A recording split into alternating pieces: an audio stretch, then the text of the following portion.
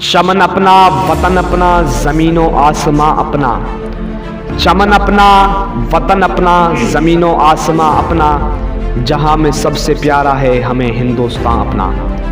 آج ہم سب 15 اگست یعنی یوم آزادی منانے کے لیے یکجا ہوئے ہیں. آزادی سے قبل ہم برطانیہ کی غلامی کی زنجیروں میں جکڑے ہوئے تھے. انگریز حکمران بھارتیوں پر ظلم و ستم کیا کرتے تھے.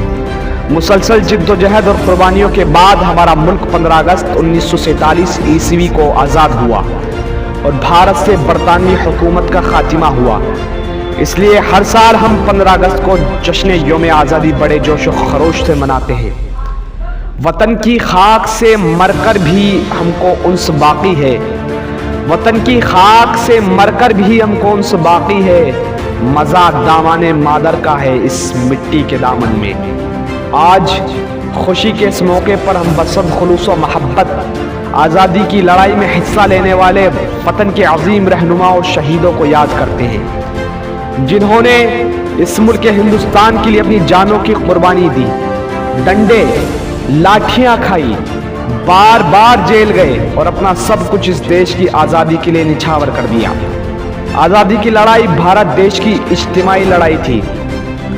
یہ آزادی ہم ہندوستانیوں کو اتنی آسانی سے حاصل نہیں ہوئی. آزادی کی پہلی جنگ 1857 عیسوی کو غدر کی صورت میں ہوئی، جس میں ناکامی ہو جانے کی وجہ سے ہزاروں ہندوستانیوں کو انگریزوں نے پھانسی کے تختے پر چڑھا دیا اور لاتعداد لوگوں کی جائیدادیں ضبط کر لی. ہمیں شہیدان وطن کو نہیں بھولنا چاہیے. انہی کی قربانیوں سے آج ہندوستان آزاد ملک ہے. ہتھیلیوں پر سر لے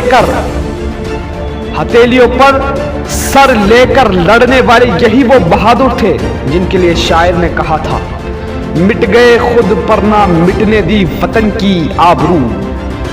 مٹ گئے خود پر نہ مٹنے دی وطن کی آبرو. ان شہیدان وطن کو بارہا میرا سلام. دوستو، آزادی بڑی نعمت ہے. آزادی کا ایک لمحہ غلامی کی 1000 سالہ کی زندگی سے کئی گنا بہتر ہے. خدا کا شکر ادا کرتے ہوئے آج ہم فخر سے کہہ سکتے ہیں کہ ہم آزاد ہیں. ہمیں اس آزادی کو قائم رکھنے کے لیے آپس میں مل جل کر رہنا چاہیے اور پڑھ لکھ کر وہ کام کرنا چاہیے جس سے ہمارے ملک کا نام روشن ہو. ہم آپس کی پھوٹ، نفرت اور کاہلی سے اس قیمتی آزادی کو پھر سے کھو سکتے ہیں. اس لیے آئیے عہد کرتے ہیں کہ ہم باہمی اتحاد، محبت، بھائی چارگی اور اخوت کے ساتھ رہیں گے.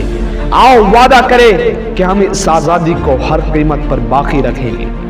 اس لیے ہم آزادی کی لڑائی اور جد و جہد میں شامل تمام ہستیوں کے لیے خراج تحسین پیش کرتے ہیں. ہمیں چاہیے کہ اعلیٰ و اچھی تعلیم حاصل کر کے اس دیش کے اچھے اور ذمہ دار شہری اور اچھا انسان بنے.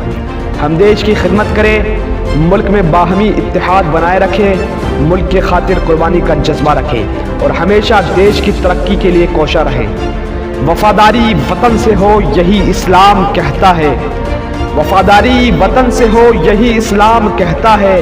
ہم اپنے دل کے ہر گوشے میں ہندوستان رکھتے ہیں.